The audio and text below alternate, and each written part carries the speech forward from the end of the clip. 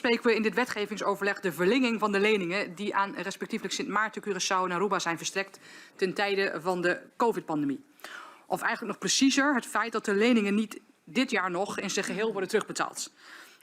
Iets wat voor ons allemaal denk ik niet als een verrassing komt. In principe dus min of meer een technische wijziging, maar de discussie zit natuurlijk in de voorwaarden, in de context van de verlengingen, ook in relatie tot de draagkracht, de risico's en voor mij ook de waarborgen.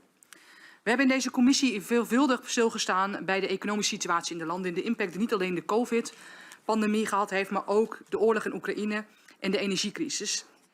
En dat kunnen we wat mij betreft ook niet loszien van de verlengingen. Hoewel de economische situatie zich enigszins herstelt, zijn er voor de lange termijn meer structurele hervormingen nodig. De aangekondigde hervormingen in het landspakketten en de daarbij horende uitvoeringsagenda's zijn een stap in de goede richting. Maar de komende jaren zullen de landen ook echt moeten bewijzen dat ze ook de moeilijke keuzes durven en kunnen maken. Denk dan bijvoorbeeld aan het hervormen van het belastingstelsel. Met wat de VVD betreft als eerste het afschaffen van het systeem waarin friends en family worden ontzien. En een ander belangrijk punt voor de VVD is toch het verder differentiëren van de economieën. Zoals bekend is daarnaast voor de VVD ook deugdelijk financieel beleid en toezicht essentieel. Daar kom ik later nog op, met name op dat laatste, omdat dat natuurlijk ook een van de belangrijke voorwaarden is. En de VVD is dan ook blij dat de staatssecretaris in de brief waarmee ze de suppletoire begroting aanbood, ook deze belangen nadrukkelijk meeweegt in het aanbod die ze doet aan de landen.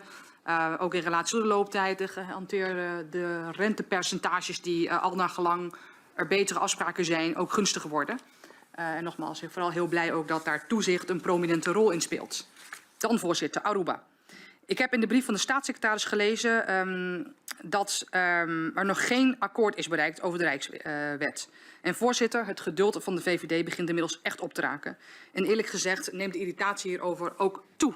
Zeker als ik alle uitspraken van de minister-president daarover lees. En dan bedoel ik de minister-president van Aruba in dit geval. Laat ik hier heel helder in zijn, voorzitter. Wat de VVD betreft heeft het regelen van goed toezicht middels een Rijkswet een één-op-één relatie met deze discussie over het verlengen van de leningen. Dat hebben we ook eerder gezegd en hebben we ook een motie over ingediend met collega Van den Berg. Ik heb de staatssecretaris horen zeggen dat dit ook voor haar randvoorwaardelijk is. Maar toch nog even de dubbelcheck of dit echt een harde toezegging is.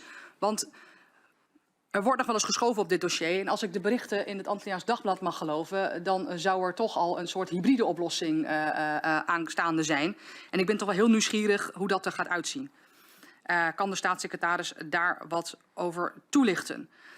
En wat is volgens de staatssecretaris minimaal nodig in de Rijkswet om tot een lager rentepercentage voor Aruba te komen? En op welke wijze wordt de Kamer daar dan bij betrokken?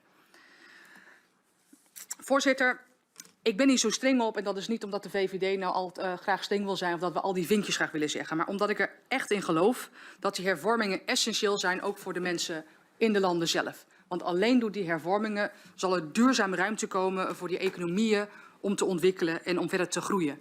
Daar zit mijn zorg. Dat is waarom ik hierop inzet. En ik moet er dan toch al bij van het hart. Ik hoor al over een Rijkswet, een instrument Rijkswet, dat het allemaal zou zijn. Dat het opgelegd zou zijn vanuit Nederland. En dat wil ik toch wel verder van me werpen. Ik heb dat eerder gezegd en ik vind het echt jammer dat we een consensusrijk wet, wat volgens mij een heel goed vehicle is om het juist samen te doen, waarin je met elkaar gezamenlijk afspraken maakt, wat heel gebruikelijk is in een samenwerkingsverband, zeker in een volwassen samenwerkingsverband, dat dat nu toch dreigt te verworden tot een instrument van wie is de baas. En dat vind ik echt betreurenswaardig. Dat wil ik toch ook hier nog maar eens gezegd hebben.